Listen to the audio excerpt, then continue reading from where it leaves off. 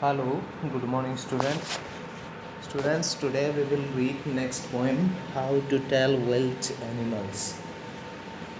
अब how to tell wild animals, इस poem में दरअसल पोइट क्या है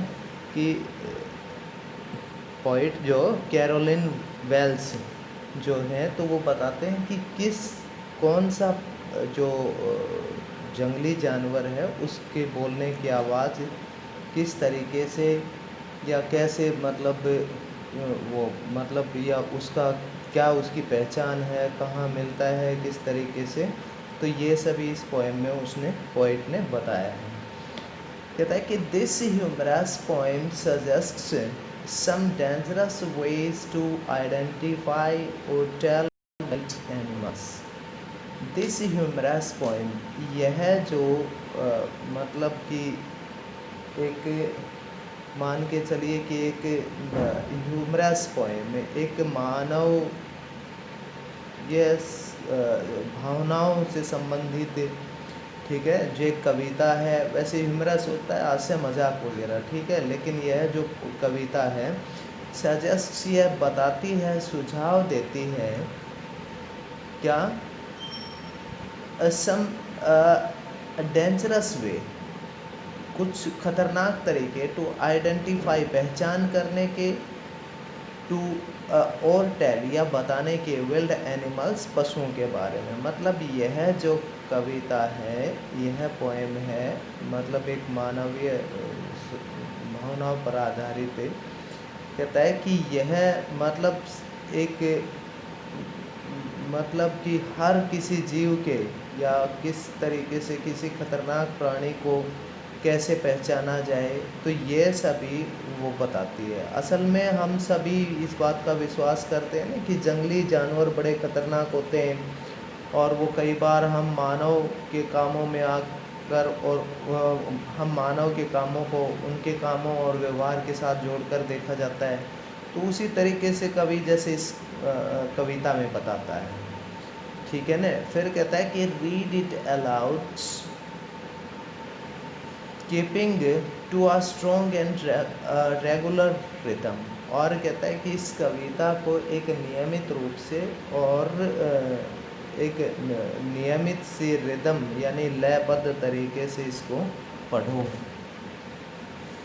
अब कहता है कि if ever you should go by chance, if ever you should go by chance to jungles in the east, and if there should to you advance a large and tawny beast, if he roars at you as you are dying,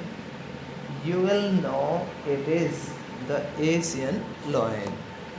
अब कहता है कि if ever, यदि कभी, you should go by chance, कभी यदि अचानक, या कभी जब आपको मौका मिले और आप जाते हैं तो जंगल इन द ईस्ट, पूर्वी देशों के वनों में, या पूर्व की तरफ, ठीक है। यदि आप कभी पूर्वी जंगलों में जाते हैं, आप कभी, आपको ऐसा मौका मिले कि आपको पूर्वी जंगलों में जाना पड़े, and if there should to you advance, और कहता है कि वहाँ पर पहले से ही a large and tawny beast, कहता है कि एक बड़ा सा और चाउनी बिस्ट, मतलब कि एक बादामी से रंग का बिस्ट जानवर, इफ़ ही रोआर्स एट यू, यदि वह आप पर दहाड़ता है, चिल्लाता, आपको देखकर दहाड़ता है, एज यू आर डाइंग, और कहता है कि आप उसकी भय के कारण मरे जा रहे हैं। डाइंग मतलब डाइंग यानी मरे जा रहे हैं। You will know it is the Asian lion, तो आप समझ जाओगे कि यह एशियाई देशों में रहने वाला शेर है। कहता है कि यदि कभी आपको पूर्वी जंगलों में जाने का मौका मिलता है, और कहता है कि वहाँ पर आपको पहले से ही कोई लंबा बड़ा सा और बादामी रंग का जानवर मिलता है, और वो आपको देखकर दहाड़ता है, और आप ऐसा लगता है कि जैसे उसके दहाड़ के भय के मारे मरे जा रहे हैं, तो आप इस बात का समझ लेना कि वह ज़रूर कोई एशियाई देशों में रहने वाला शेर है। अगला कहता है कि और if sometime when roaming round a noble will be best greets you with black stripes on a yellow ground, just notice if he hits you। कहता है कि और इफ या कभी सम टाइम कभी कभार व्हेन रोमिंग अराउंड इधर उधर रोमिंग होता है घूमते हुए या कभी घूमते हुए तुम्हारे और a noble wild beast greets you और एक नोबल आदर्श अच्छा सा बिस्ट जानवर जंगली जानवर ग्रीट्स यू आपका सत्कार करे आपका अभिनंदन करे विद ब्लैक स्ट्रिप्स जिसके ऊपर काली धारियाँ ऑन अ येलो ग्राउंड और उसका शरीर पीले रंग का और पीले रंग के ऊपर काली धारियाँ। जस्ट नोटिस और देखना इफ़ ही ईट्स यू कि ध्यान रखना कि वह कहीं आपको खाने के लिए न चल पड़े। दिस सिंपल रूल में हेल्प यू लर्न यही साधारण नियम तुम्हें ये जानने में मदद करेगा द बंगाल टाइगर इज डिस्कर्न कि यह बंगाली शेर है या बंगाल का शेर है। कहता है यदि आप कहीं घूमते फिरते a noble wild beast greets you यदि कोई आदर्श सा अच्छा सा जंगली जीव जो आपका सत्कार करे आतिथ्य सत्कार करे अभिनंदन करे और जिसके पीले रंग के इस जानवर के ऊपर छोटी छोटी काली अगर पट्टियाँ हों या धारियाँ हों, ठीक है, तो इस साधारण नियम से आप समझ जाना कि वह क्या है, कोई बंगाली टाइगर है यानी बंगाली बाघ है, शेर है। कहता है कि if strolling forth a beast your view whose hide with spots a paper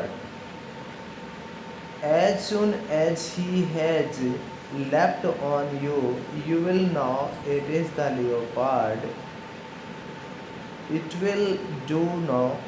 good to roar with pain. He'll only lap and lap again. कहता है कि if strolling forth